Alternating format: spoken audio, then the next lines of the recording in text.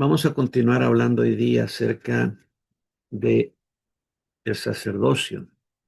Comenzamos el, hace 2 semanas, la clase anterior, y estuvimos hablando eh, generalidades acerca del sacerdocio. Hablamos acerca de cómo una persona, eh, un israelita, era seleccionado, llamado, y luego por una serie de pasos terminaba siendo constituido sacerdote, ordenado como sacerdote en Israel por medio de su sumo sacerdote. Vimos todos esos pasos y comenzamos luego a hablar acerca de Melquisedec. ¿Por qué hablamos de Melquisedec? Porque el sacerdocio de nuestro Señor Jesucristo, que establece el nuevo pacto, es el sacerdocio llamado de Melquisedec.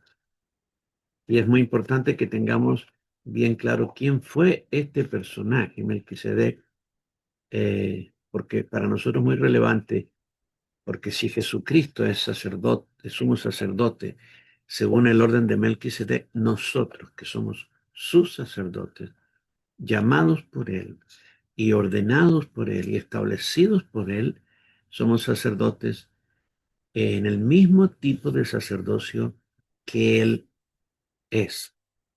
El sacerdocio en Israel es llamado el sacerdocio según el orden de Aarón. ¿Y por qué es llamado así? Porque fue Aarón, hermano de Moisés, a quien Dios llamó para iniciar este sacerdocio junto con sus hijos. Entonces, el primer sumo sacerdote del orden de Aarón fue el mismo Aarón. Y se llama así porque Dios lo usa a él para iniciar este tipo de sacerdocio que era eh, constituido por humanos, seres humanos, todos israelitas, todos de la tribu de Leví, y el sacerdocio en sí, era en base a ofrecer al Señor asuntos de orden natural. Me refiero a, debían ofrecer al Señor eh, todo tipo de animales, vegetales, líquidos, todo estaba muy estipulado. Para cada situación había un tipo de ofrecimiento especial que Dios requería. Y eso, todo eso que ellos hacían, era bajo un tipo de sacerdocio establecido por Dios, así meticulosamente. Cuando tú lees el libro de eh, la segunda parte del libro de Éxodo, se hace una descripción meticulosa de cómo tenían que ser construido el tabernáculo, el mobiliario del tabernáculo, de qué tipo de madera, qué tipo de revestimiento, qué medidas, todo, todo, todo. Tenía que hacerse tal cual como Dios había mostrado a Moisés en el monte. Y luego el libro de Levítico, desde el capítulo 1, empieza a hablar acerca de cómo debía ejercerse el sacerdocio, este tipo de sacerdocio llamado el del orden de Aarón, de qué manera, cómo había que ofrecer, por qué había que ofrecer cuando alguien pecaba, y ese alguien era una persona del pueblo. Con el mismo pecado, habiendo cometido el mismo pecado, si el que había pecado era un líder del pueblo, debía ofrecer otra cosa, eh, y para cada tipo de pecado había una manera de hacer el sacrificio para reconciliarse con Dios. Entonces, el manual del sacerdocio, según el orden de Aarón, es el libro de Levítico. Y ese libro, aunque nosotros estamos bajo otro orden que es el orden de Melquisedec, todo lo que es el Pentateuco, lo que los judíos llaman la Torá, todo el libro de Éxodo, Levítico y Deuteronomio, que revelan cómo debía ejercerse el sacerdocio, para nosotros es tremendamente útil porque entendemos correctamente que el sacerdocio de Aarón fue una figura, fue una, casi por decirlo de alguna manera, una metáfora de lo que sería el sacerdocio según el orden de Melquisedec. No sacrificamos animales, no sacrificamos vegetales, no hacemos altares físicos, no hay fuego, ni leña, ni humo en nuestros sacrificios, no hay ninguna de esas cosas que los israelitas hacían, no nos vestimos de una forma especial, en fin, nada de eso. Sin embargo, el sacerdocio como tal, ¿verdad? Todo lo que allí era físico en el sacerdocio, según el orden de Melquisedec, es espiritual. Entonces, quizá la gran diferencia entre los dos sacerdocios, el de Aarón y el de Melquisedec, es que el de Aarón es un sacerdocio físico, un sacerdocio que se realiza con altares físicos, elementos físicos y cosas físicas. En cambio, el sacerdocio, según el orden de Melquisedec, es espiritual. Todo en el sacerdocio de Dios, en el orden de Melquisedec, es espiritual. Vamos a hablar bastante en esta clase y en las que vienen acerca de este sacerdocio. Ahora la Biblia lo llama sacerdocio celestial, ¿no? ¿Por qué? Porque se realiza primeramente en el cielo. En el cielo hay un templo, en el cielo hay altares, en el cielo hay un sistema de adoración y un sistema de sacrificios espirituales. Desde allí proviene nuestro sacerdocio, no de la tierra, sino del cielo. Por lo tanto, es un sacerdocio espiritual. Vamos a empezar a ver entonces este sacerdocio.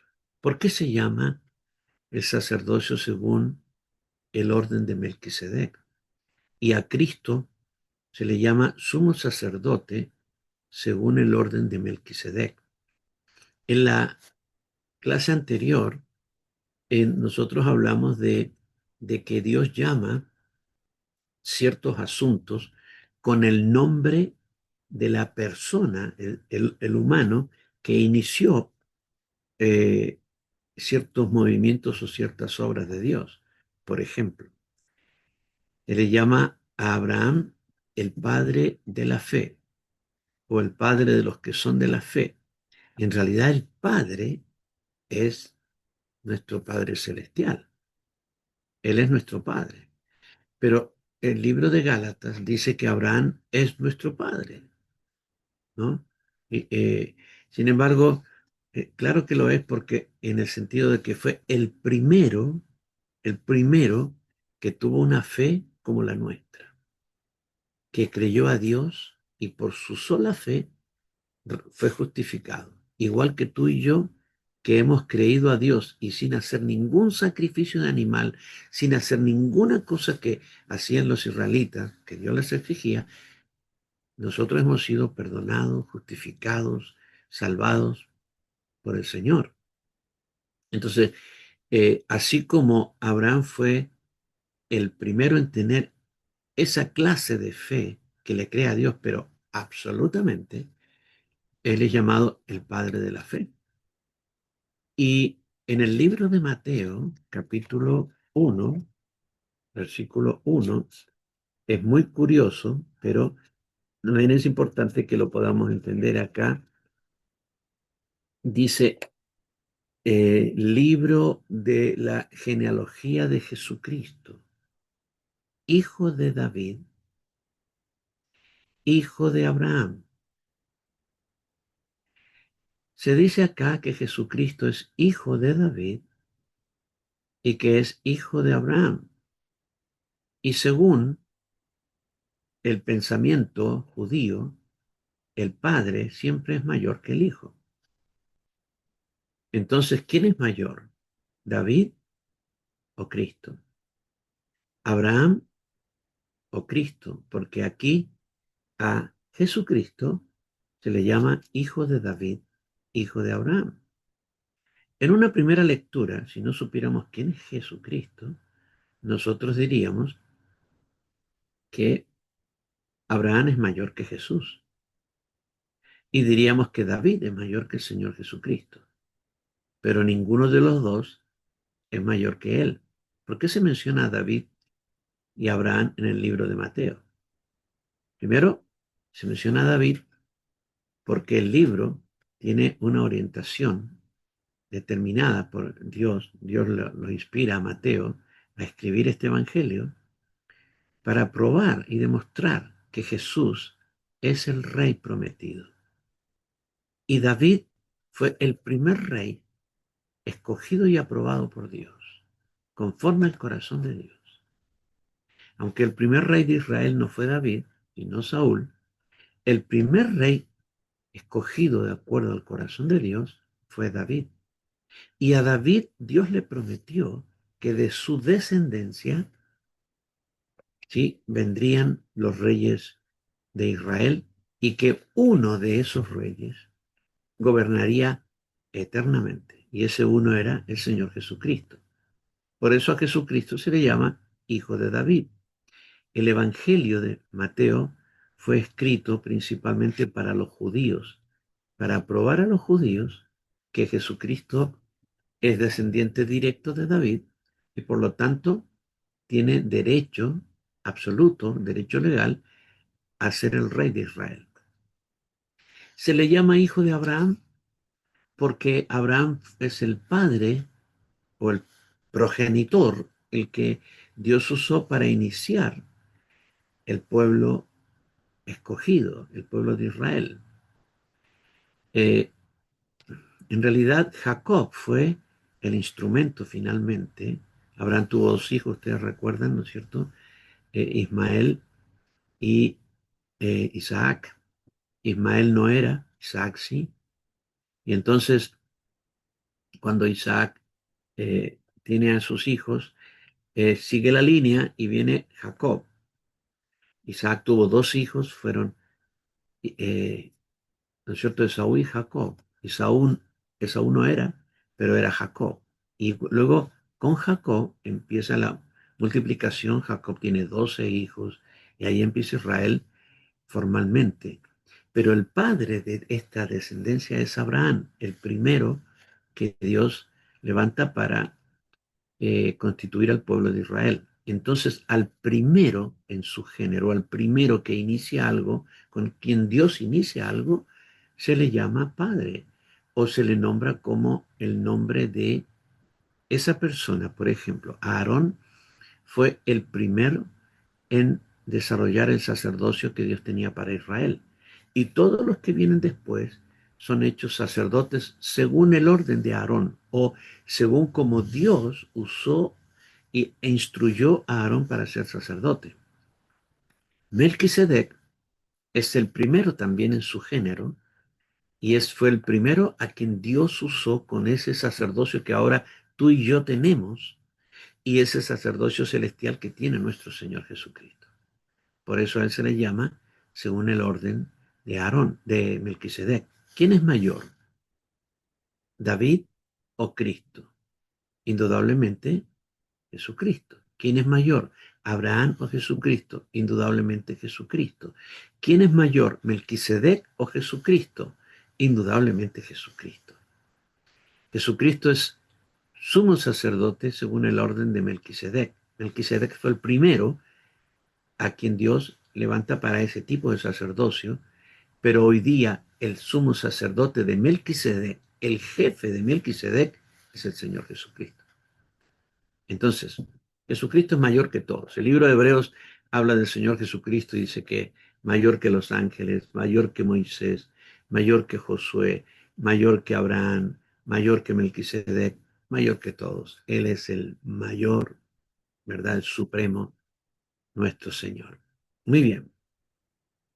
Eh, entonces, cuando Dios establece esto, ¿no es cierto? El orden de Melquisedec, Él lo hace indudablemente para su propósito no era que eternamente la gente estuviera haciendo sacrificios de animales.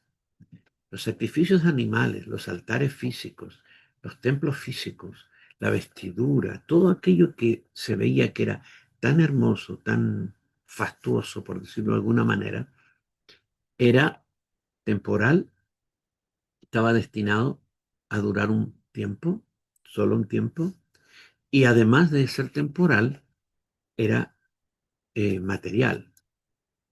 Y un día todo lo material que hay en este mundo se va a destruir, ¿verdad? Y que por lo tanto todo lo material que hubo en el tiempo de los sacerdotes, que por 1500 años ministraron los sacerdotes de Israel, todo eso terminó, se acabó. ¿Cuándo terminó? En el año 70. En el año 70, antes que se cumpliera una generación desde la muerte y resurrección de Cristo, vinieron los romanos y destruyeron Jerusalén y destruyeron el templo. Entonces, eh, el sacerdocio ahí terminó, el sacerdocio de los israelitas, el sacerdocio según el orden de Aarón. Ahora, el Señor Jesucristo es sumo sacerdote según el orden de Melquisedec. Y él empieza a establecer sus sacerdotes. Él es el jefe de este orden. Y como jefe de este orden, ahora él empieza a establecer sacerdotes que serán del mismo orden que él, en el cual él es sumo sacerdote. Y es lo que dice Apocalipsis 1, 5 y 6. Al que nos amó y nos lavó de nuestros pecados con su sangre, este es el Señor Jesucristo, nos amó y nos lavó de nuestros pecados con su sangre, la sangre de él, y nos hizo reyes y sacerdotes para Dios, su Padre. A Él sea la gloria e imperio por los siglos de los siglos. En Israel, eh, los sacerdotes eran exclusivamente los que eran descendientes de Aarón. Tenía una persona para ser sacerdote en Israel, tenía que ser primero varón. Ninguna mujer podía ser sacerdote. Así que todas nuestras hermanas estarían excluidas.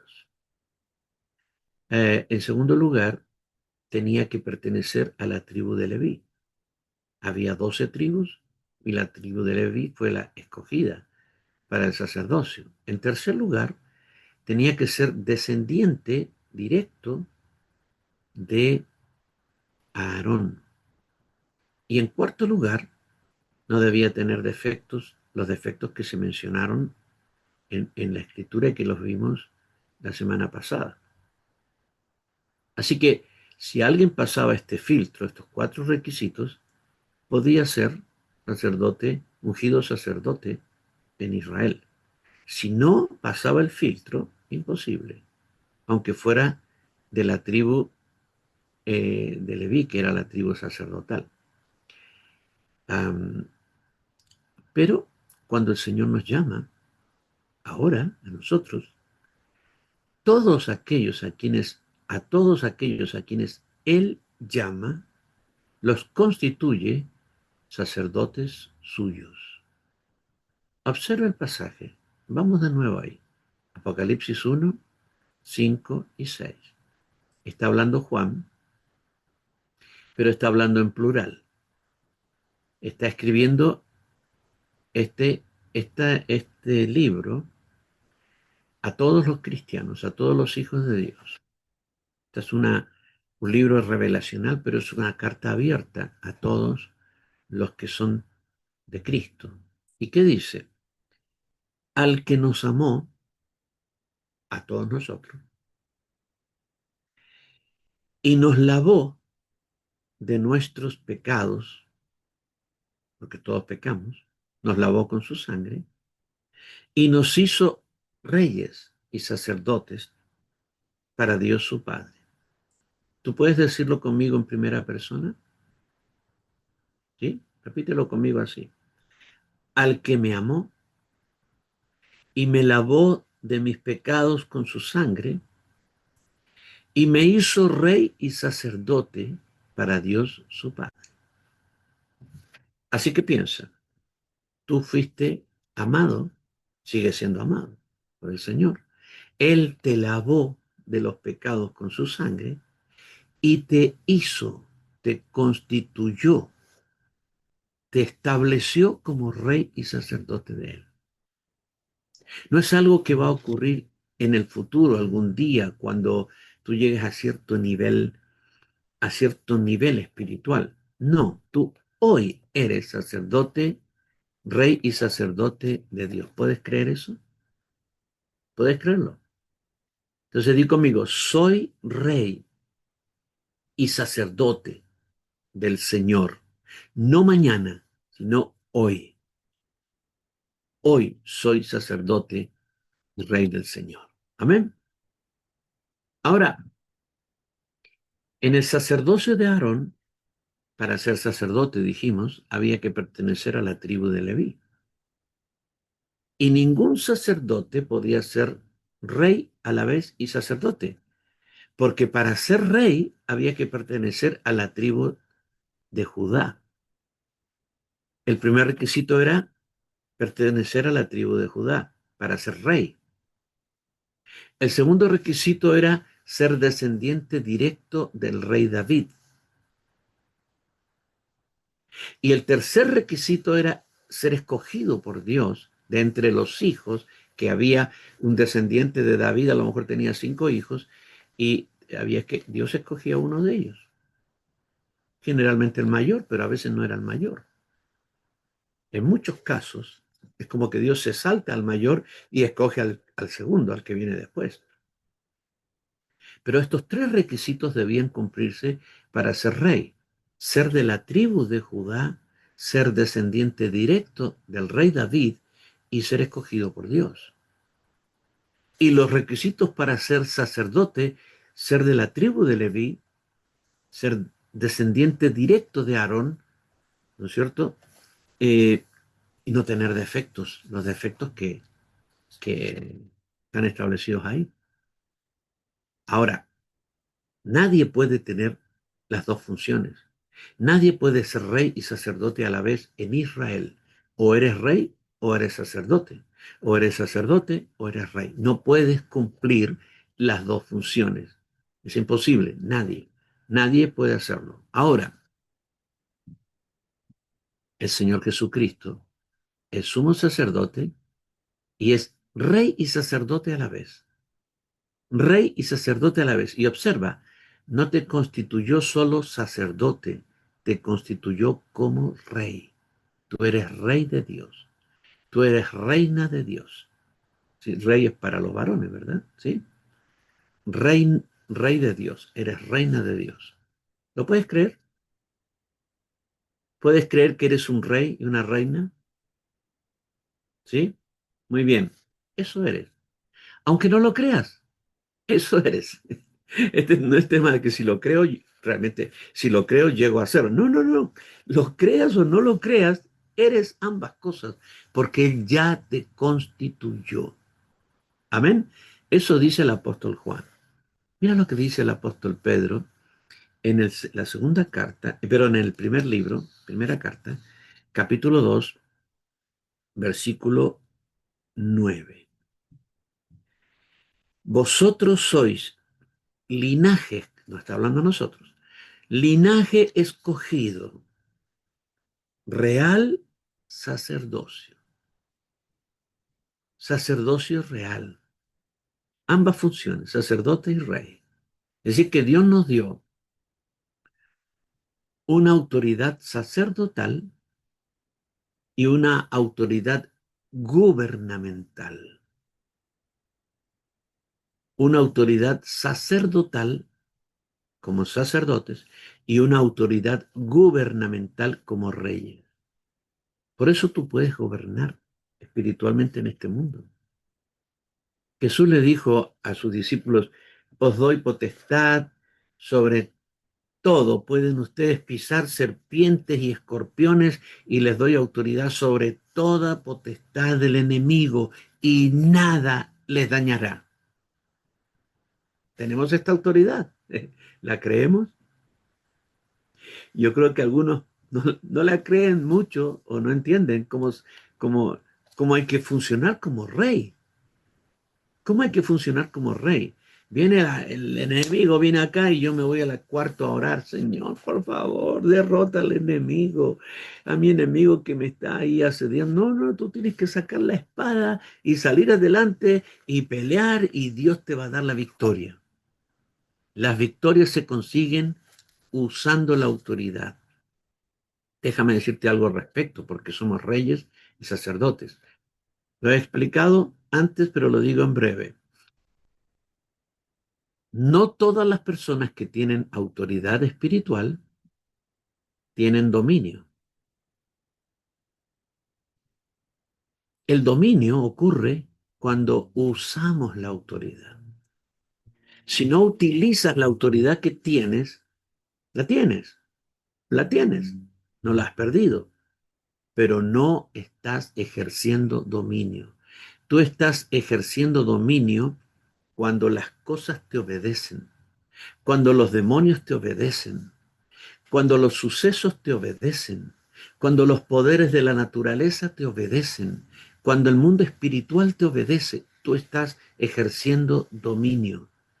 Y yo creo que nosotros todavía no tenemos una convicción profunda sobre eso, porque todavía seguimos orando a Dios que Él haga cosas para las cuales ya nos capacitó y nos empoderó. Y nosotros le pedimos a Él que haga aquello para lo cual nos dio autoridad. Entonces, tenemos que aprender a dominar.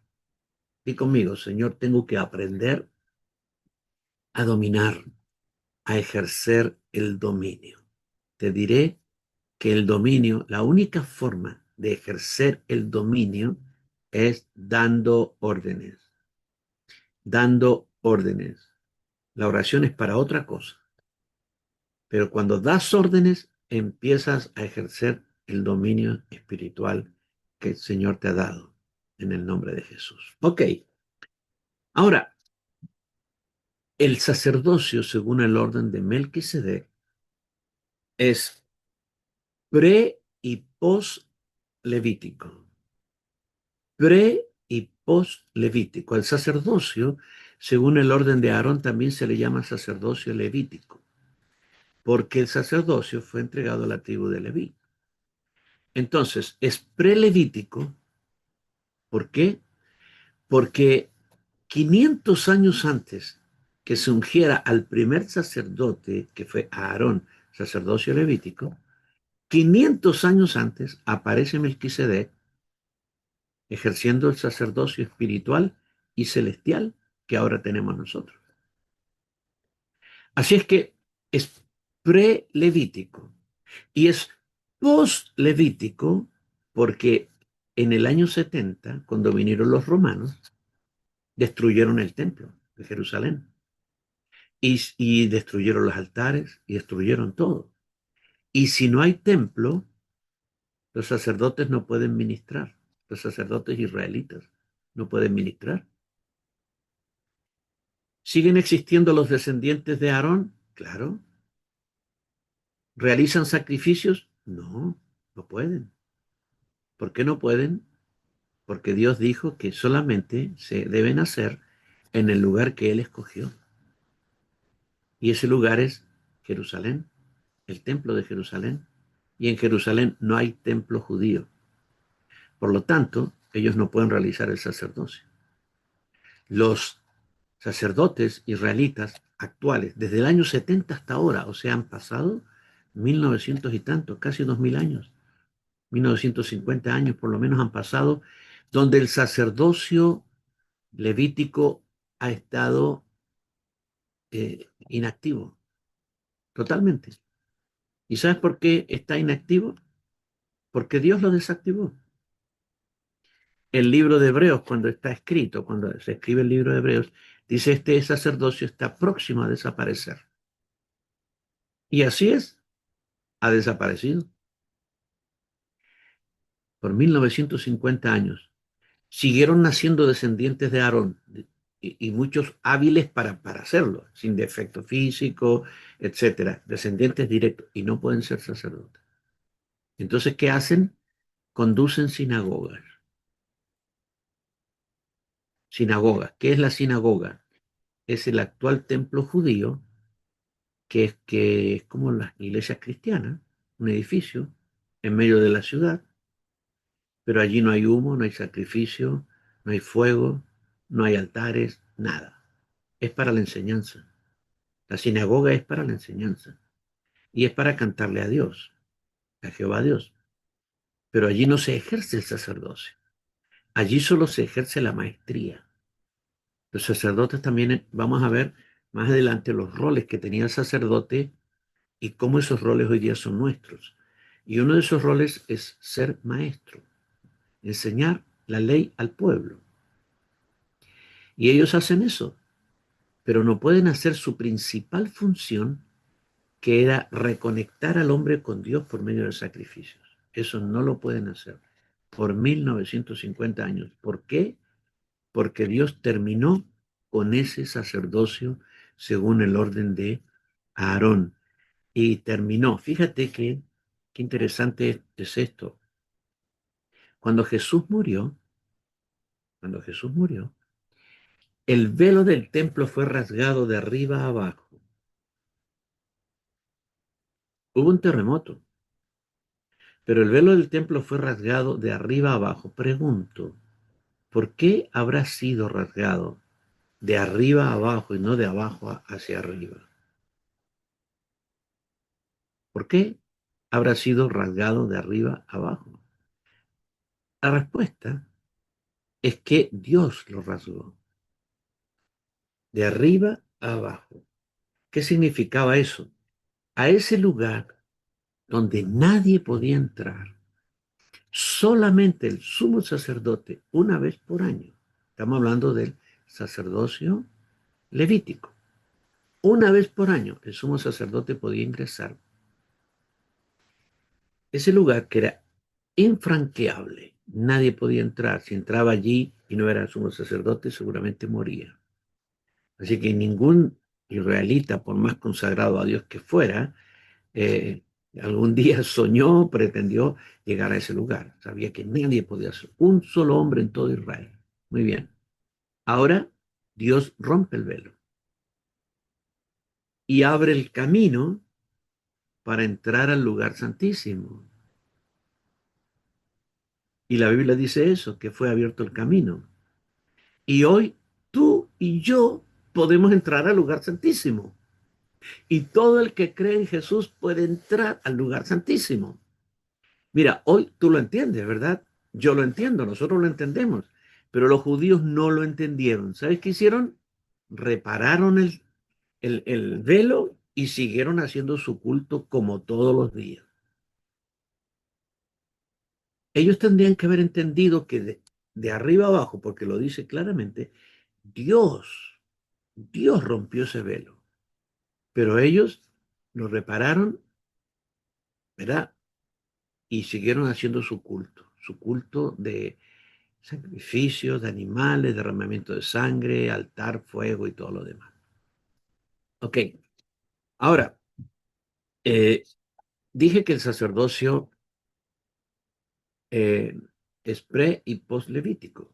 500 años antes empezó el sacerdocio, 500 años antes de Aarón y de que Dios diera la ley a Moisés en el monte Sinaí cuando comenzó el sacerdocio levítico. 500 años antes, Melquisedec apareció en Canaán como sacerdote de Dios y rey de la ciudad de Salem, que más tarde sería Jerusalén. Cuando termina el sacerdocio levítico, el día que Jesús es crucificado, aunque por casi 40 años los judíos siguieron haciendo el sacerdocio, pero ya ya era un sacerdocio desautorizado por Dios. De ahí en adelante, desde la muerte de Cristo en adelante, el Señor levanta el sacerdocio según el orden de Melquisedec. Es decir, tenemos una conexión. Esto es así, mira, sacerdocio según el orden de Melquisedec, 1500 años de sacerdocio levítico y otra vez el sacerdocio según el orden de Melquisedec por toda la eternidad. Escucha, por toda la eternidad. El sacerdocio de Aarón fue temporal, así lo diseñó Dios. Y eso dice el apóstol Pablo en el libro de Hebreos, está próximo a desaparecer. Pero del sacerdocio, según el orden de Melquisedec, se dice que es un sacerdocio eterno, sin final. Los sacerdotes israelitas, cuando morían, terminaban su sacerdocio.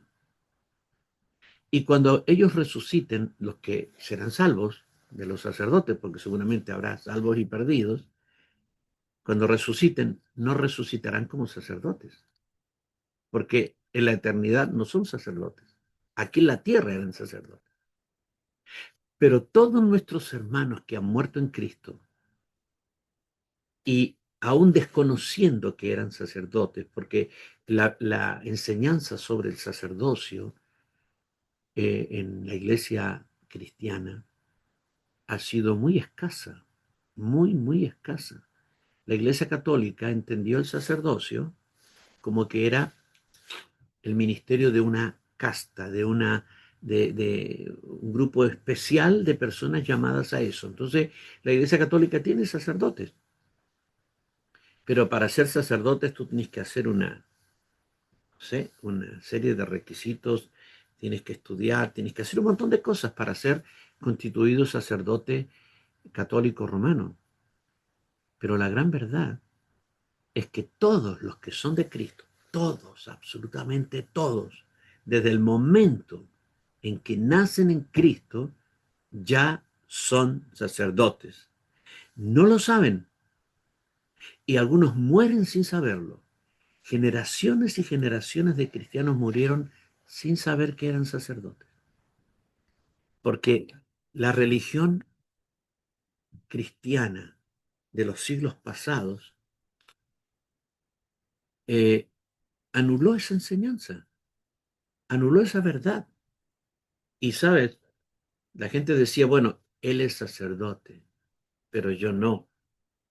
A los que no eran sacerdotes en el mundo cristiano, en la Iglesia Católica Romana, en la Iglesia Evangélica, en las iglesias reformadas, a los que no eran sacerdotes se les llamaba feligreses o laicos. Entonces la Iglesia Católica Romana dividió la cristiandad en sacerdotes y laicos. Y los sacerdotes eran una cúpula, un pequeño grupo en comparación con la cristiandad. La mayoría nunca sería reconocido por la Iglesia Católica como sacerdote, aunque en la palabra está dicho que todos aquellos que fuimos escogidos fuimos hechos sacerdotes del Señor. Pero la Iglesia Católica tapó, por decirlo, pervirtió, distorsionó la verdad del sacerdocio y reconoció solo a algunos pocos como sacerdotes. Bueno, a pesar de eso, escucha, a pesar de que millones y millones de hermanos en los 2000 años que pasaron ya casi, murieron sin siquiera saber que eran sacerdotes, siempre lo fueron. Y cuando resuciten en la era venidera, ya pronto Cristo viene, tú lo crees, ¿verdad que sí? Amén. Y cuando Cristo venga y ellos sean resucitados, serán resucitados como sacerdotes. Y ahí sí lo van a ejercer, el sacerdocio, eternamente. Pero mejor es que lo entendamos, que lo comprendamos y lo podamos empezar a vivir aquí en la tierra. Pues bien, esa es la razón de la enseñanza que estamos haciendo. El sacerdocio es una de las enseñanzas doctrinales de la palabra de Dios a la cual se le ha prestado escasa atención, muy poca atención. Si tú le preguntas a cualquier hermano, preguntas a una hermana, ¿tú eres sacerdote? Te dirán, no, el Pepe es el sacerdote de la casa. ¿Sí? Porque también se ha enseñado que el hombre es el sacerdote del hogar y la mujer no es sacerdote. Vamos a ver eso un poquito más adelante, pero siguen habiendo distorsiones en la enseñanza del sacerdocio. Eh, pero lo que quiero decirte y remarcar es que todos aquellos que han sido amados por el Señor y lavados por el Señor con su sangre, todos fueron hechos reyes y sacerdotes para Dios. Ahora, el sacerdocio de Melquisedec es pre y post levítico, es de antes del sacerdocio de Aarón y posterior. El sacerdocio de Aarón terminó hace 2000 años en la cruz y el sacerdocio de Melquisedec sigue para siempre, forever. Muy bien. Eh, Importante también que nosotros entendamos, nosotros estamos en una dispensación que se llama la dispensación de la gracia. La historia humana está dividida en etapas espirituales que Dios estableció, a las cuales llamamos dispensaciones. Y hasta la destrucción del planeta que viene en el futuro, hay 7 dispensaciones. Y la octava dispensación es la dispensación que se llama el reino eterno, una vez que el Señor cree cielos nuevos y tierra nueva. El sacerdocio que tienes tú y que tengo yo, del cual el Señor Jesucristo, nuestro sumo sacerdote, es eterno. En todas las edades que vienen, seremos sacerdotes de Dios y ejerceremos nuestro sacerdocio. Y no solamente nuestro sacerdocio, nuestro reinado. Dije que el sacerdote israelita podía ser sacerdote si cumplía estos 3 requisitos, ¿cierto? Ser de la tribu de Leví, ser descendiente directo de Aarón y no tener defectos. Pero el sacerdote no podía siquiera soñar con ser rey alguna vez. El rey podía ser rey, una persona podía ser rey si cumplía 3 requisitos. Primero, ser descendiente del rey David. Ser de la tribu de Judá. Segundo, ser descendiente del rey David. Y tercero, ser escogido de entre los descendientes del rey David para ser el rey. Ningún rey podía soñar siquiera con ser sacerdote. Un rey, un buen rey, uno de los buenos reyes de Israel, el rey Usías, un día quiso ofrecer incienso en el templo de Dios. No sé qué le pasó, qué le habrá pasado. Él sabía que él no podía ser, porque él no era sacerdote, y solo los sacerdotes podían ofrecer incienso al Señor en su templo. Y aunque él era el rey de la nación, no era sacerdote. Entonces, él dijo, no, yo voy a ofrecer igual. 70 sacerdotes se pusieron frente a él y le dijeron, no pases, no entres, no hagas eso, no ofrezcas. Estás haciendo algo malo. No tienes derecho de hacerlo. No tienes autoridad para hacerlo. Pero él dijo, soy el rey, déjeme pasar, voy a hacerlo igual. Así que le abrieron el paso y entró y ofreció incienso a Dios. ¿Y qué le pasó a ese hombre? Cuando termina de ofrecer el incienso, quedó leproso hasta la muerte. Dios lo castigó. Así que no podía haber en Israel alguien que fuera rey y sacerdote a la vez. Imposible. Pero el Señor Jesucristo es rey y sacerdote a la vez. Es rey de reyes y señor de señores por toda la eternidad. Y es sumo sacerdote según el orden de Melquisedec por toda la eternidad. Ese es su sacerdocio. Tiene ambas funciones. ¿Recuerdan? Sí. Una autoridad sacerdotal y una autoridad gubernamental, ambas en la misma persona. Y a todos nosotros nos constituyó reyes y sacerdotes. Nos dio autoridad sacerdotal y nos dio autoridad gubernamental. Esta es una tremenda diferencia con el sacerdocio según el orden de Aarón. Bien, vamos a ver algunos aspectos de el sacerdocio según el orden de Melquisedec. Primero, es un sacerdocio espiritual. Es un sacerdocio espiritual. Partiendo por el lugar donde se ofrece. El sacerdocio que Dios constituyó para Israel es la sombra y la figura del sacerdocio que tenemos nosotros, que constituyó Dios para la iglesia. Todo sacerdocio requiere un altar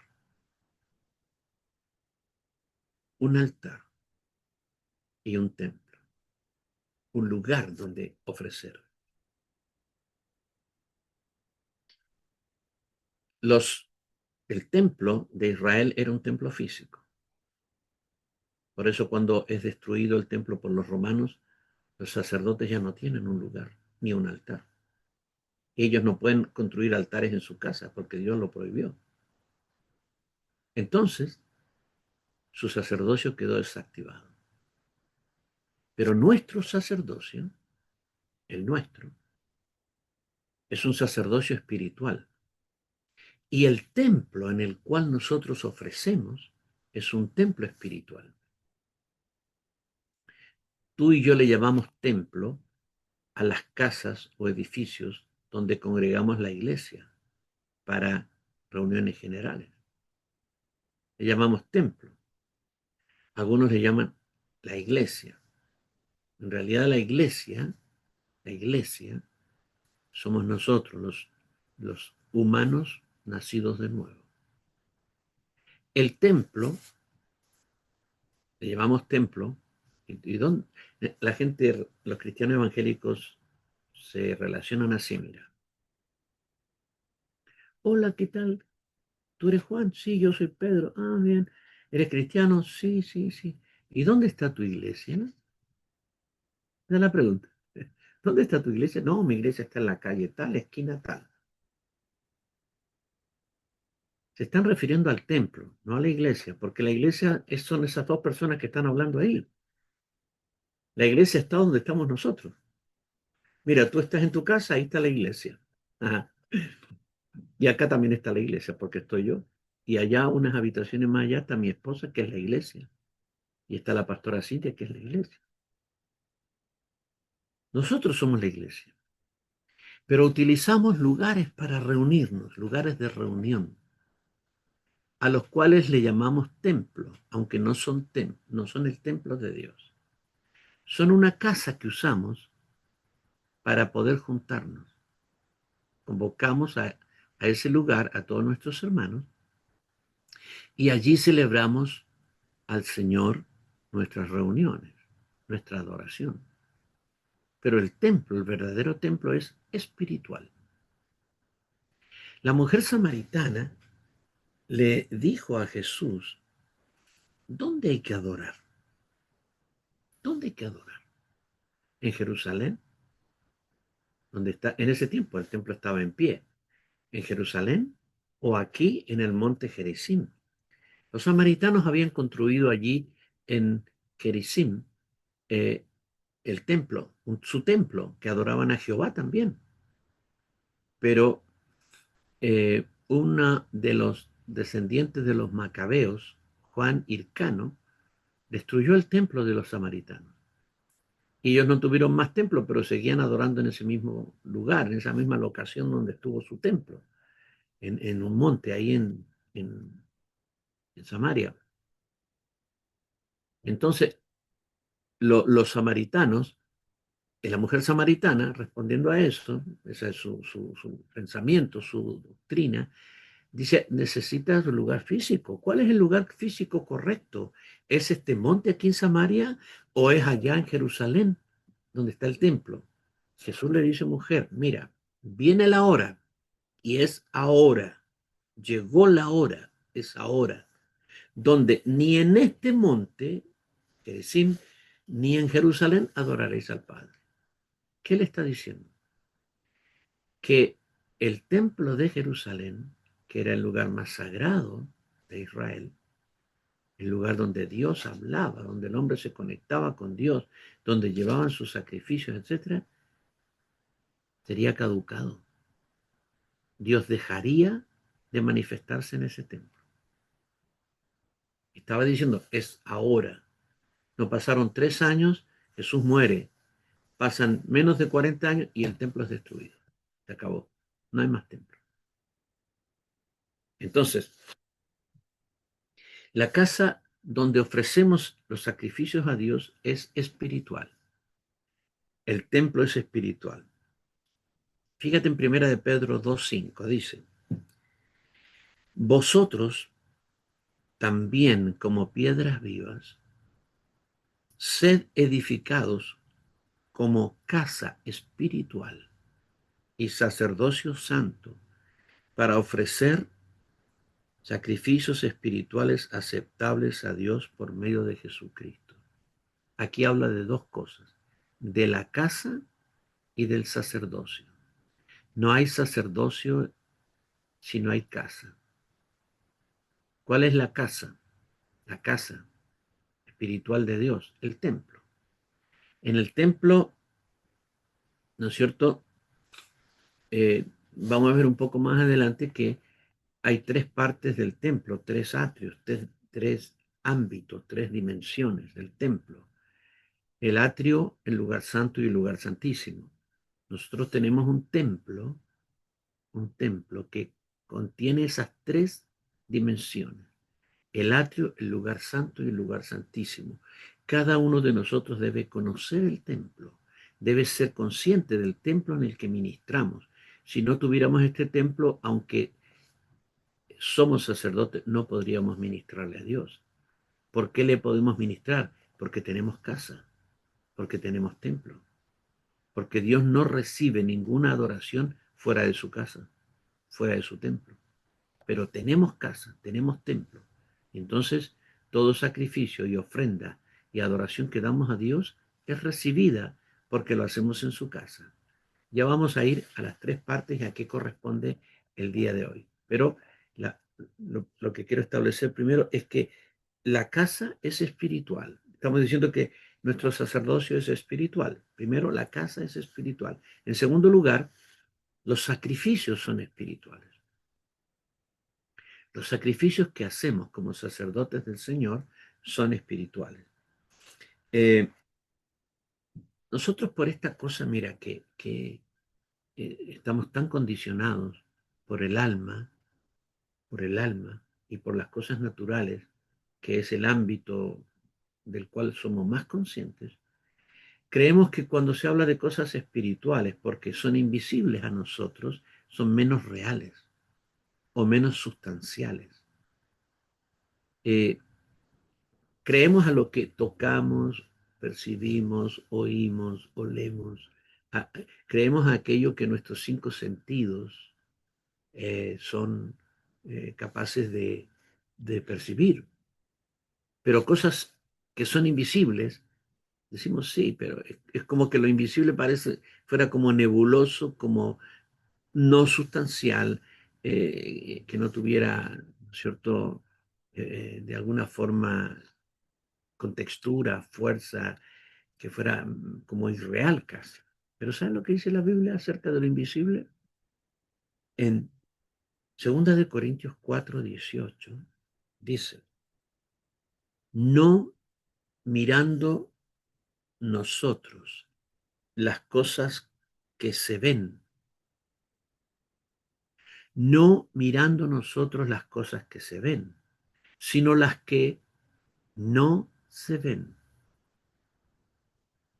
Hay cosas que se ven y hay cosas que no se ven. Las cosas que se ven son las de este mundo. Las cosas que no se ven son las del mundo espiritual. Y el Señor dice acá, no mirando nosotros las cosas que se ven, sino las que no se ven, ¿sí? Porque las cosas que se ven son temporales, pero las que no se ven son eternas. Entonces, todo lo que ves hoy día, todo va a terminar. Y todo lo que no ves hoy día, nunca va a terminar. Mira, tú ves hoy día la ciudad donde estás, pero esta ciudad está encima de otra ciudad. La arqueología es una ciencia que para poder tener resultados tiene que excavar. ¿Y por qué tiene que excavar? Porque ¿cuántos de ustedes limpian su casa? ¿Sí? Tienen que limpiar la casa y sacar el polvo. Los que tienen auto tienen que, todos los días hay polvo encima del auto, ¿sí? Y si tú dejas el auto por un año, va a tener una capa así de polvo. Bueno, imagínate siglos. Si dejas un auto ahí siglos, va a estar tapado, nadie lo va a ver, la gente va a pisar por arriba. Así es con las ciudades. Debajo de nuestras ciudades están las ciudades antiguas, que existieron hace 2000 años, 1000 años, culturas antiguas. Entonces, todo lo que se ve hoy día, en un momento va a dejar de ser, va a desaparecer, se va a hundir abajo por el polvo que cae todos los días, o simplemente va a ser destruido de viejo que es, ¡pum! Lo van a destruir, van a construir otra cosa. Todo lo que se ve es temporal, todo. Lo que no se ve es eterno, es permanente. Entonces, el mundo espiritual y el templo espiritual es permanente. Y los sacrificios espirituales que hacemos son exactamente iguales. Hacemos sacrificios espirituales cuando adoramos a Dios. Hacemos sacrificios espirituales cuando cantamos, cuando oramos, cuando ayunamos, cuando servimos a otros.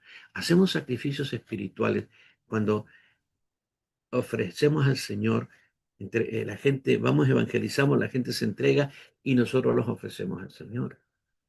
Hacemos sacrificios espirituales cuando ofrendamos dinero.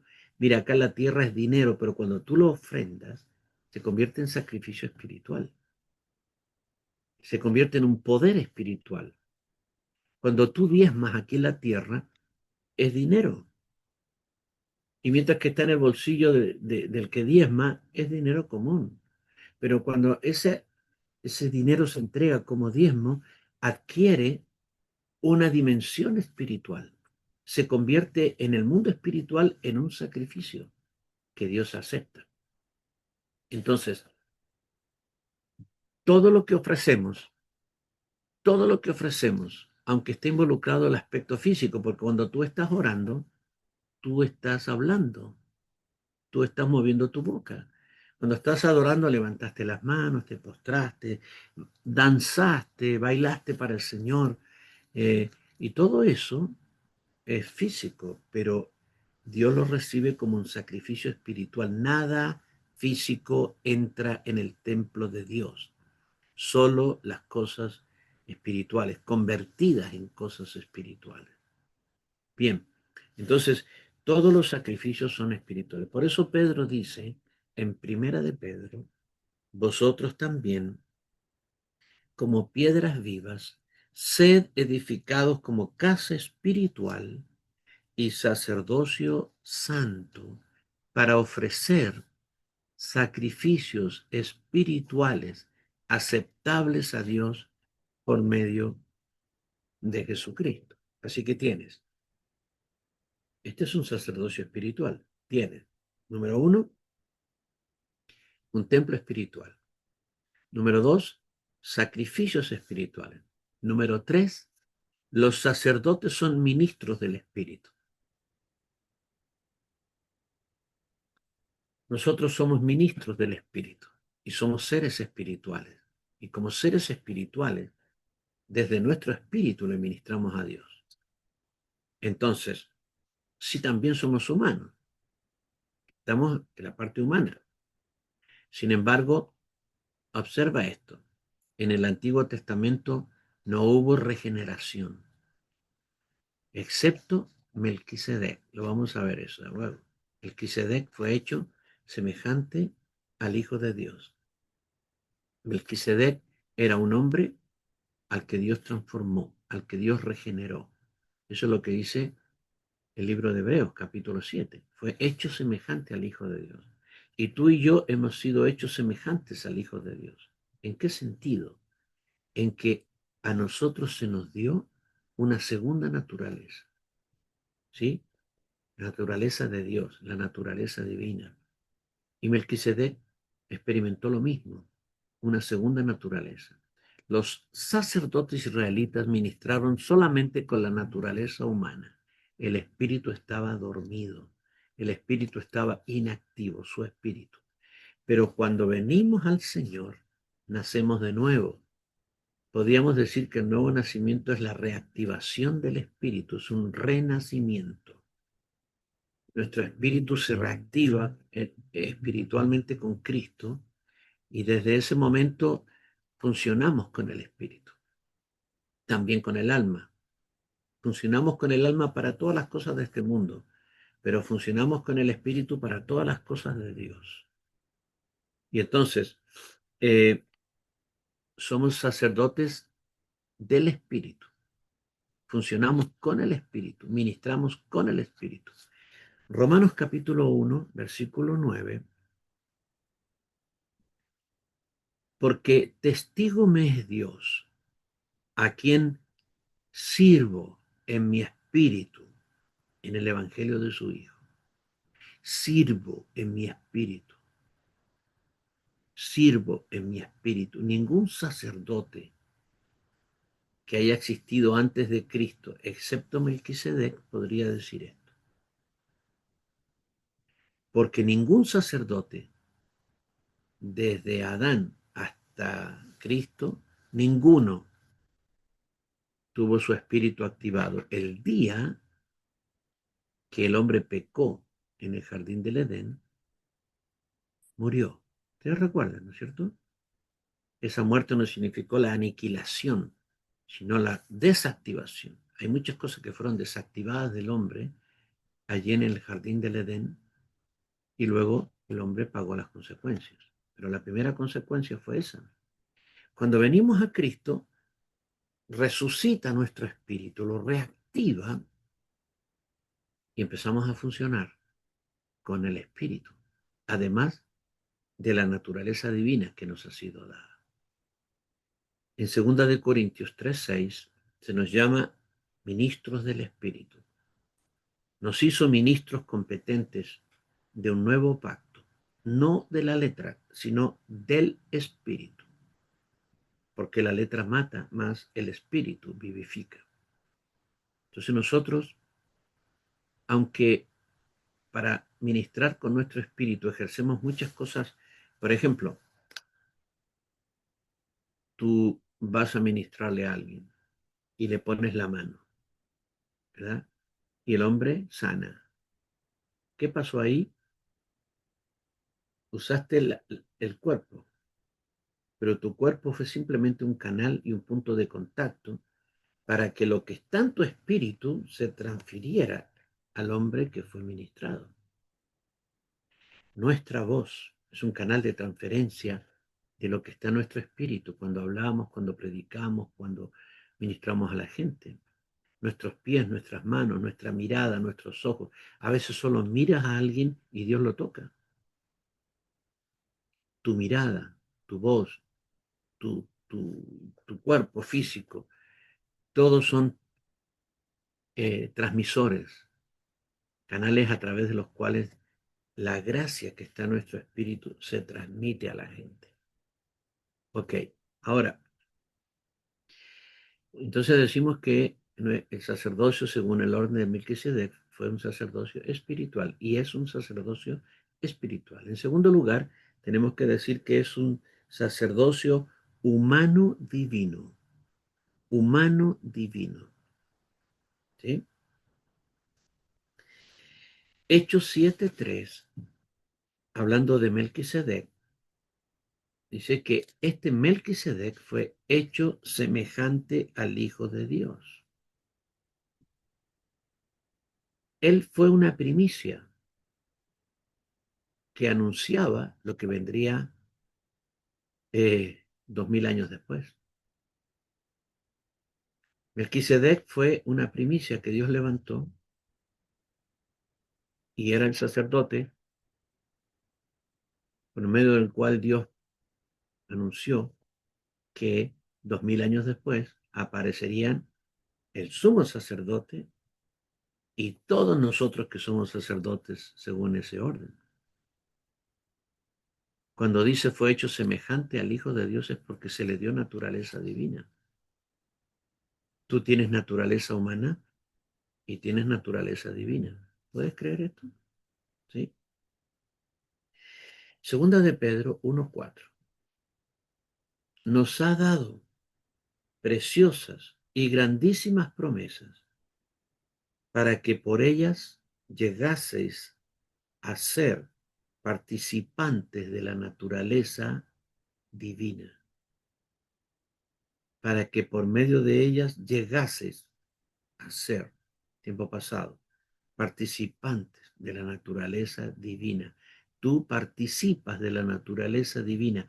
Todos los que somos sacerdotes de Cristo participamos de la naturaleza divina. Somos humanos, pero participamos de naturaleza divina. Participamos de naturaleza divina. Entonces nuestro sacerdocio es humano divino. Primero es espiritual. En segundo lugar es humano divino. En tercer lugar, el sacerdocio según el orden de Melquisedec es un sacerdocio tridimensional. Tridimensional. ¿Qué significa tridimensional? Cuando Dios le mostró a Moisés el, el tabernáculo celestial para que él, tal cual como lo vio, lo replicara en la tierra, le mostró un lugar, ¿no es cierto?, que tenía tres ámbitos, tres partes.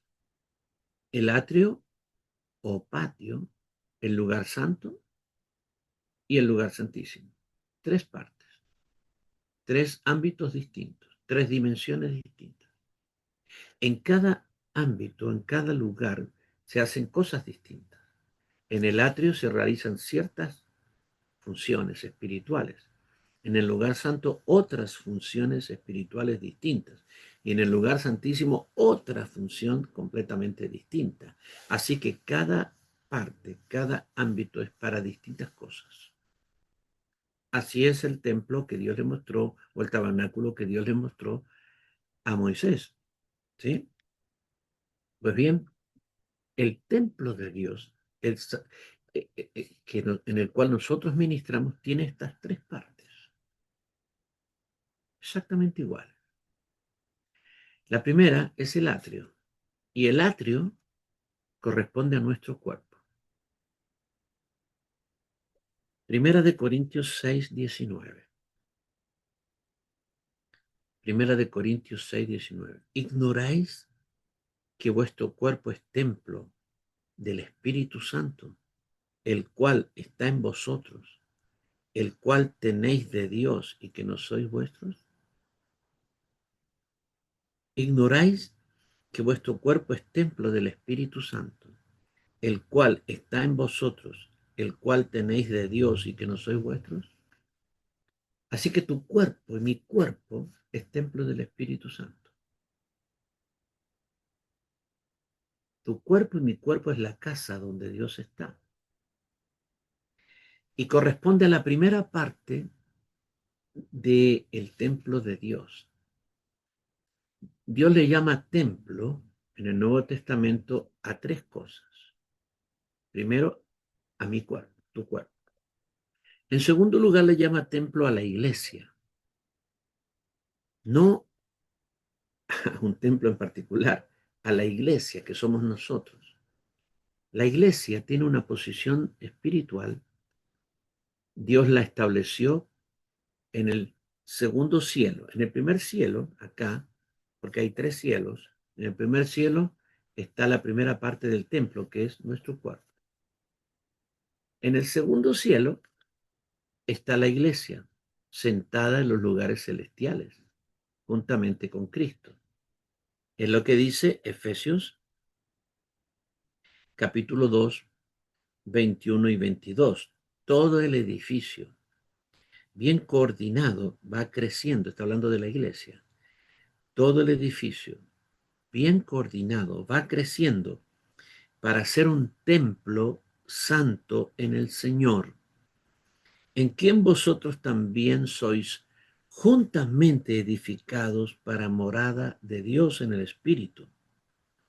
Y capítulo 2, versículo 6 de Apocalipsis, juntamente con él nos resucitó y asimismo nos hizo sentar en los lugares celestiales con Cristo Jesús. Así que la segunda parte del templo es la iglesia. Dios llama templo a nuestro cuerpo. Dios llama templo a la iglesia, que no es física, que son los espíritus de todos los que creen en Cristo que están sentados. Todos estamos sentados en los lugares celestiales. O sea, nosotros tenemos al menos dos locaciones. Esta física, yo estoy acá en Santiago, tú estás en Perú, tú estás en Rancagua, tú estás en Argentina, en Córdoba, Mendoza, tú estás no importa dónde estés, esa es tu locación física, pero tú tienes una locación espiritual en los lugares celestiales. Tu espíritu está sentado en los lugares celestiales con Cristo Jesús, ¿no? Eres bilocacional, tienes dos locaciones. Tu cuerpo está aquí, tu espíritu está allá. También está aquí. Tu espíritu tiene la capacidad de estar aquí y estar allá a la vez. Bien. La tercera parte del templo está en el tercer cielo. En cada cielo hay una parte del templo. En el primer cielo está el cuerpo, nosotros. En el segundo cielo está la iglesia, está nuestro espíritu. En el tercer cielo está el lugar santísimo, el templo de Dios, donde entramos para adorar y para pedir. Allí en el tercer cielo están las cortes celestiales, donde vamos a pedir por causas delante del Señor. Apocalipsis 11:19. Y el templo de Dios fue abierto en el cielo. Está hablando del tercer cielo. Juan está mostrando todas las visiones que vio en el tercer cielo. Entonces dice, y el templo de Dios fue abierto en el cielo y el arca de su pacto se veía en el templo. Así que hay tres partes del templo, una en el primer cielo, aquí, que es nuestro cuerpo, otra en el segundo cielo, el lugar que la Biblia llama lugares celestiales, que es la iglesia que está allí, y otra en el tercer cielo, es el lugar santísimo, donde somos llamados a entrar para pedir, para orar. En el libro de Hebreos dice, acerquémonos confiadamente al trono de la gracia para alcanzar misericordia y hallar gracia para el oportuno socorro. El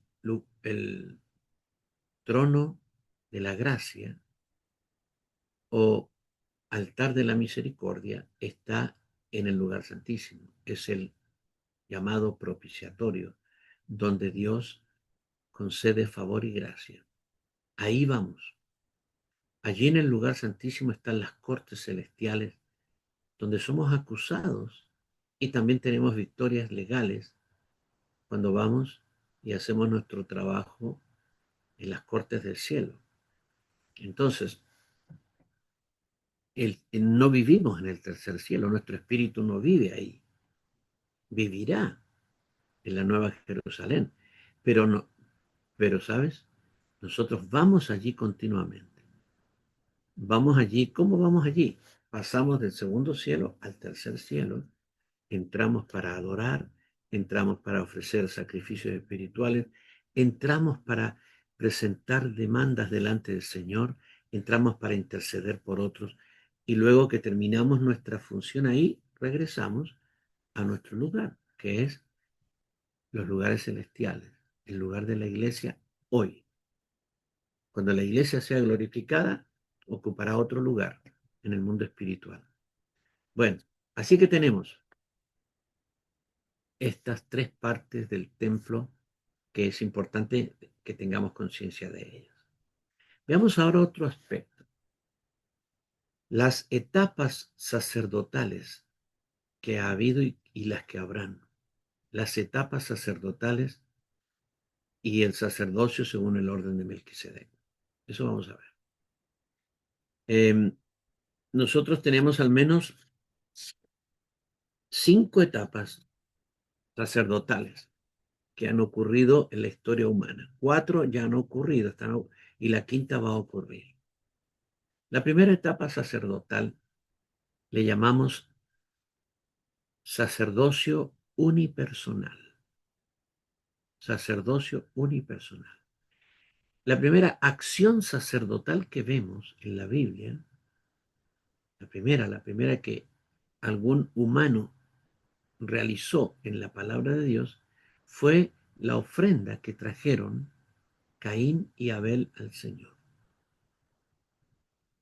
Más adelante en la historia, nosotros vemos que el padre de familia es el que ofrece por toda la familia. Pero aquí en el inicio de la humanidad, cada uno ofrece por sí mismo. El papá de Caín y Abel era Adán. Sin embargo, no ves a Adán, seguramente también ofrecía, pero acá ves a 2 hijos ofreciendo cada uno por su lado un sacrificio al Señor. ¿Quién les enseñó a sacrificar? Pues su papá.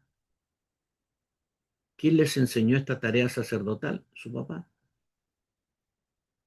Y acá no está su papá ofreciendo por ellos, que son los hijos, sino cada uno por sí mismo. Así que el sacerdocio como tal comienza como un sacerdocio unipersonal. Esta es la primera etapa.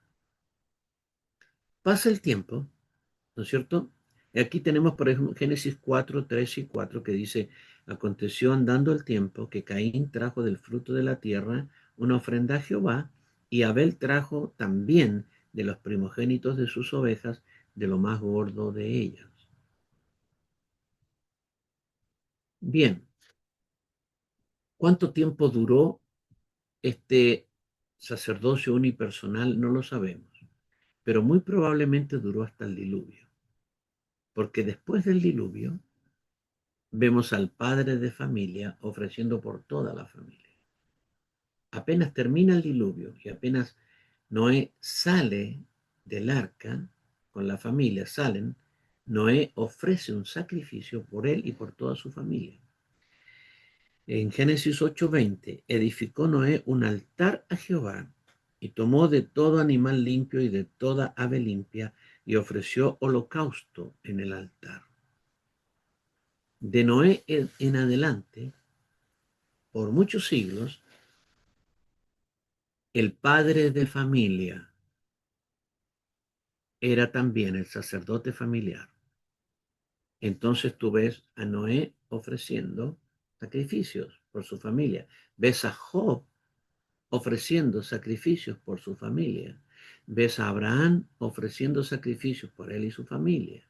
Ves a Isaac ofreciendo sacrificios. Ves a Jacob ofreciendo sacrificios por él y su familia. Así que ellos están en una era donde el padre de familia es el sacerdote. Bien, esta es la segunda etapa, la etapa que llamamos de sacerdocio patriarcal. Sacerdocio patriarcal, porque es el padre el que ofrece por todos. Recuerda, la primera es unipersonal, cada uno ofrece por sí mismo. La segunda, sacerdocio patriarcal. La tercera etapa comienza cuando Dios establece la ley, saca a Israel de Egipto y lo trae a la tierra prometida.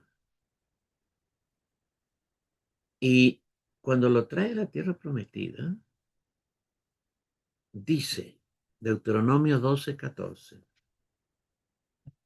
Deuteronomio 12:14 establece lo siguiente.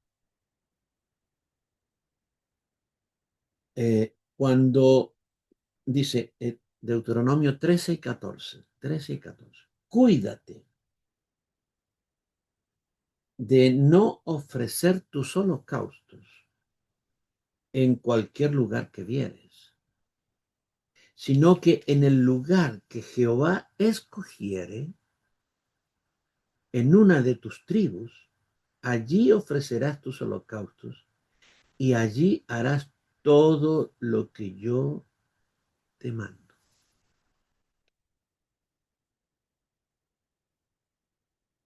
¿Qué significaba esto?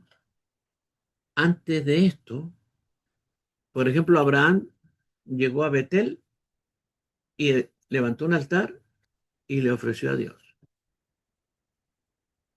Fue avanzando en la tierra, ¿no es cierto? Y llegó a Jai y ahí edificó un altar y le ofreció a Dios otro sacrificio.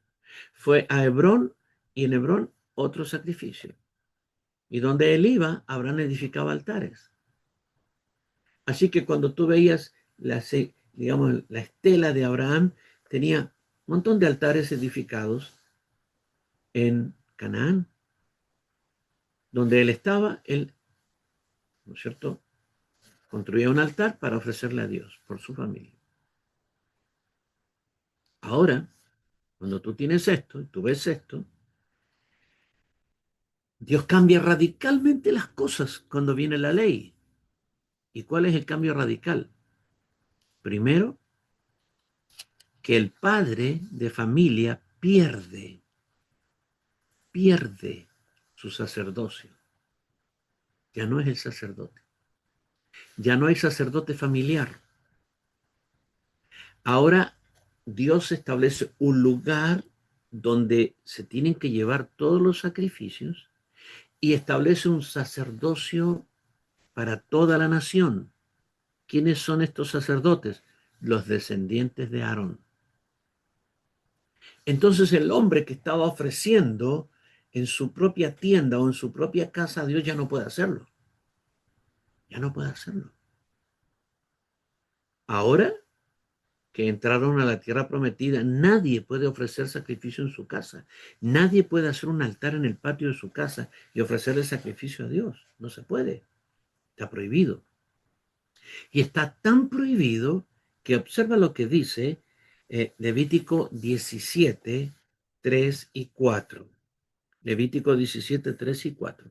Cualquier varón de la casa de Israel que degollare buey o cordero o cabra en el campamento o fuera de él, y no lo trajera a la puerta del tabernáculo de reunión para ofrecer ofrenda a Jehová, del tabernáculo de Jehová, delante del tabernáculo de Jehová, será culpado de sangre. Tal varón, sangre derramó, será cortado el tal varón de entre su pueblo. Si un hombre, padre de familia, sacrificaba detrás de su tienda un sacrificio al Señor, tenían que matarlo. Si ya estando en la tierra en Canaán, un hombre ofrecía un sacrificio a Dios en el patio de su casa, tenía que morir. Porque nadie podía hacer eso. Cuando vino la ley, todos los padres de familia perdieron su sacerdocio. Ahora, los sacerdotes eran solamente los descendientes de Aarón. Y el sacerdote descendiente de Aarón no era sacerdote para su familia, sino para toda la nación. Él iba al templo o al tabernáculo y tenía su turno. Y la gente que viniera a ofrecer, él ofrecía. Venía gente de la tribu de Leví, venía gente de la tribu de Judá, gente de la tribu de Isaacar, de Simeón, y él tenía que ofrecer. Él era un sacerdote para toda la nación. Entonces, esta es la tercera etapa. Cuando se pierde, el varón pierde su rol como sacerdote familiar. Pierde, ¿no? ¿Sí? Ahora viene la cuarta etapa, que es la etapa en que estamos, en el nuevo pacto. Y en esta etapa del nuevo pacto, el Señor primero establece al Señor Jesucristo como sacerdote para siempre, según el orden de Melquisedec. Eso dice Salmo 110:4. Salmo 110:4 dice: juró Jehová y no se arrepentirá, tú eres sacerdote para siempre, según el orden de Melquisedec. Esto que el Señor profetizó a través del rey David, ¿no? Casi 1500 años antes, no, 1000 años antes de que viniera el Señor Jesucristo, esto se cumplió literalmente con el Señor. Eh, Dice Hebreos capítulo 5, versículos 5 y 6. Así tampoco Cristo se glorificó a sí mismo haciéndose sumo sacerdote. No, no se autonombró sumo sacerdote, sino el que le dijo: tú eres mi hijo, yo te he engendrado hoy, el Padre, como también dice en otro lugar: tú eres sacerdote para siempre, según el orden de Melquisedec. Entonces, el Señor Jesucristo fue establecido por el Padre Celestial como sacerdote según el orden de Melquisedec. Allí comienza, ¿no es cierto?, esta era definitiva y eterna del sacerdocio de Melquisedec. Y todos los que son de Cristo son sacerdotes según el orden de Melquisedec. Tú eres sacerdote según el orden de Melquisedec. Entonces, a ver, hermanita, mírame, mírame. ¿Tú eres sacerdote de Dios? ¿Tú, hermana, eres sacerdote de Dios? ¿Sí? ¿Y por qué le dices a tu esposo: paga tú las cuentas porque tú eres el sacerdote? Corrige tú a nuestro hijo porque tú eres el sacerdote. Tú eres el sacerdote de la casa. Ese lenguaje se usa en la iglesia evangélica hoy. Se enseñó distorsionadamente. Entonces mucha gente está diciendo: no, no, yo no soy sacerdote. Mi esposo es sacerdote, pastor, hable con él. Las cosas están mal en la casa, pero usted hable con el sacerdote. Yo no soy el sacerdote. ¿Sí? Mira, tu esposo es la autoridad espiritual, la primera autoridad espiritual de la casa, la cabeza, como dice la palabra. Pero sacerdote somos todos los que somos de Cristo, hombres y mujeres, hombres y mujeres. Los niños que han nacido de nuevo también son sacerdotes de Dios. Los abuelitos, los que ya están por partir, que ya no se pueden ni mover, siguen siendo sacerdotes de Dios, según el orden de Melquisedec. Estamos en la era en que todos los que nacieron de nuevo, los que eh, fueron amados por el Señor y lavados con la sangre de Cristo de todos sus pecados, fueron hechos reyes y sacerdotes para Dios su Padre.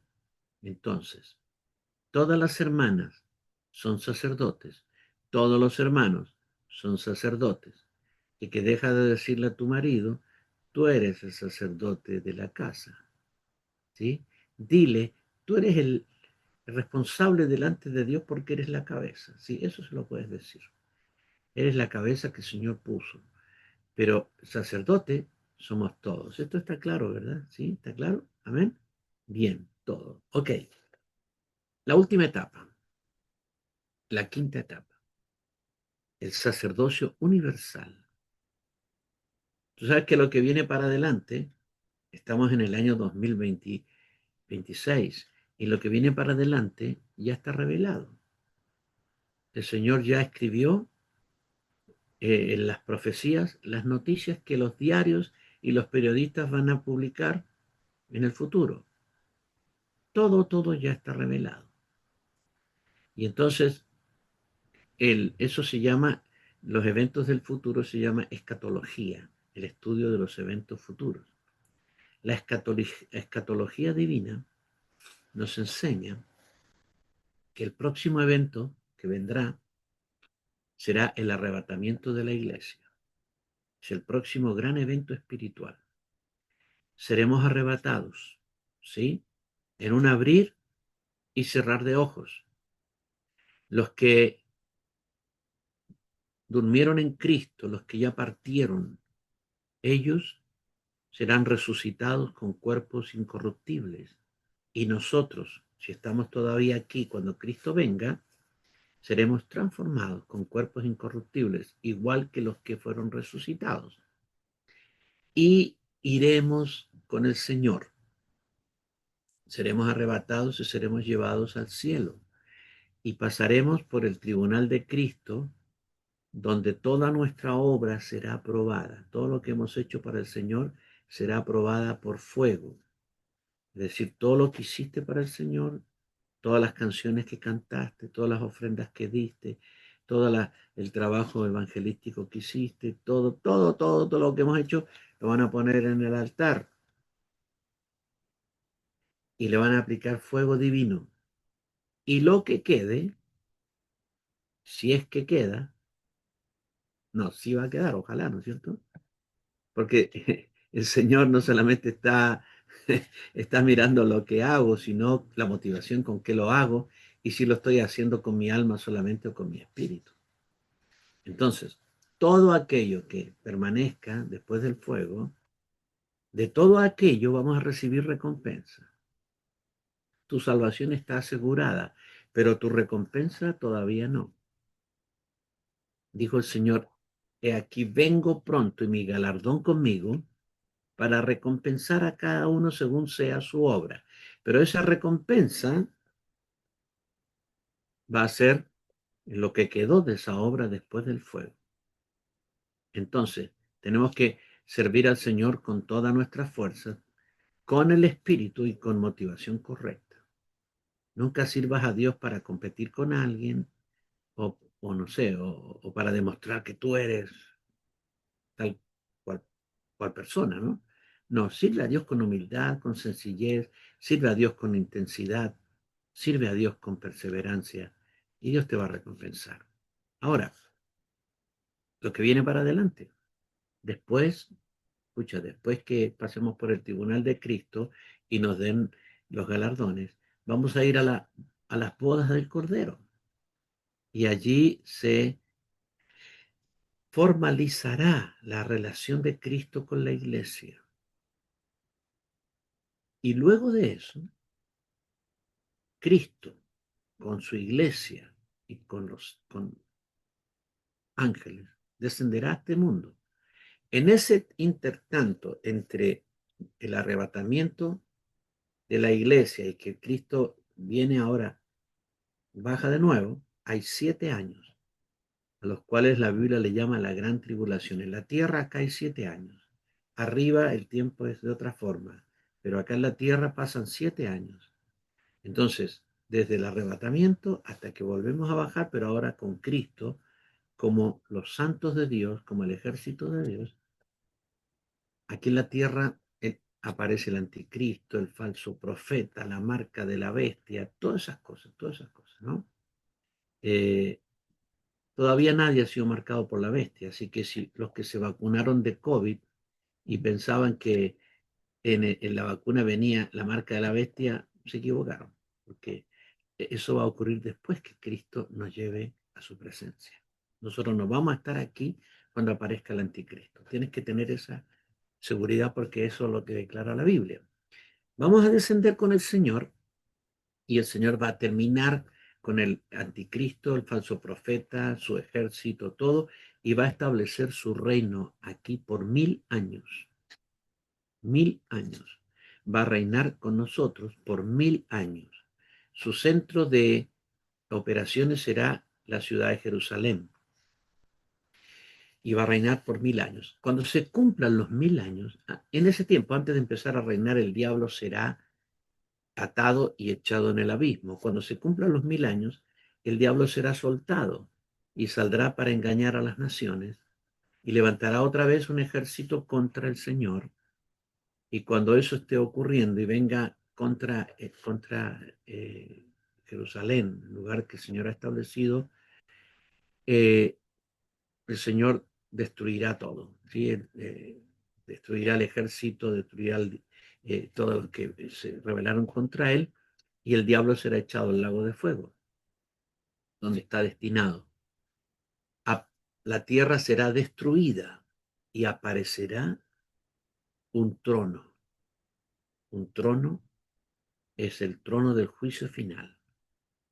En ese juicio final, todos los hombres de todas las épocas, los que no son del Señor, los que no se entregaron al Señor, los que no fueron resucitados anteriormente, todos ellos serán juzgados, y el que no se encuentre inscrito en el libro de la vida será echado al lago de fuego.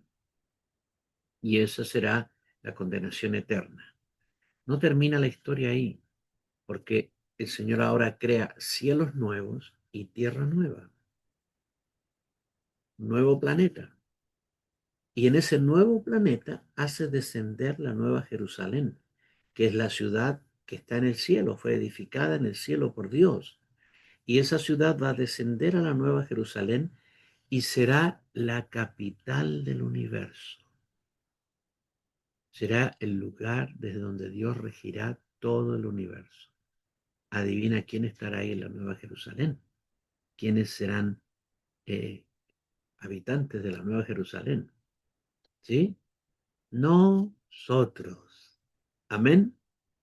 Y seremos sacerdotes para siempre y reinaremos para siempre con el Señor. Por eso dice Apocalipsis 22, 3 al 5. El trono de Dios y del Cordero estará en ella, en la Nueva Jerusalén. Y sus siervos, nosotros, les servirán y verán su rostro, y su nombre estará en sus frentes. No habrá allí más noche, y no tienen necesidad de luz de lámpara, ni de luz del sol, porque Dios el Señor los iluminará y reinarán por los siglos de los siglos. Amén. Esta es la historia que viene. Que no te quede ninguna duda. Tienes que tenerlo claro, nada más. Esta es la historia que viene. Reinarás con él por los siglos de los siglos en tu función gubernamental y serás sacerdote por siempre, para siempre, porque tenemos un sacerdocio eterno. Muy bien, amadísimos, es una alegría, una bendición poder estar con ustedes. Cada vez que estoy aquí lo disfruto y agradezco al Señor por la vida de cada uno de ustedes que son sacerdotes del Señor para su gloria. Vamos a orar. Padre, gracias te damos esta noche por este tiempo especial que nos has dado, en el cual hemos estado examinando tu palabra, entendiendo cómo es el sacerdocio que tú nos has dado, comprendiendo que nuestra identidad como sacerdotes y reyes tuyos no está en duda. Muchas veces y quizá por años, por muchos años, ignoramos que éramos sacerdotes. Ignoramos que éramos sacerdotes. Veíamos los sacerdotes en el Antiguo Testamento, pero había una enseñanza distorsionada acerca de ello. Es más, ni siquiera se mencionaba. Pero en los últimos años tú has comenzado a traer luz y revelación clara. Viniste a iluminar nuestro entendimiento para comprender estas verdades. Y por eso te pedimos el día de hoy que nos des esa claridad del Espíritu, esa revelación del Espíritu en esta verdad del sacerdocio, para que entendamos quiénes somos y cómo debemos funcionar en cada ámbito, en el atrio, en el lugar santo y en el lugar santísimo. Gracias, Señor. Bendice a mis hermanos que estuvieron esta noche. Bendice sus vidas. Bendice sus familias. Bendice sus iglesias. Bendice el trabajo que hacen cada día para ti. Bendice toda obra que están haciendo, que aprendan cada uno que tenemos que funcionar, vivir, operar y ministrar con nuestro espíritu, porque ese es nuestro privilegio y eso es lo que tú nos has dado. Gracias, mi Señor. Bendigo sus vidas, bendigo sus hogares, bendigo su familia, bendigo sus iglesias, en el nombre del Señor Jesucristo. Amén, amén y amén.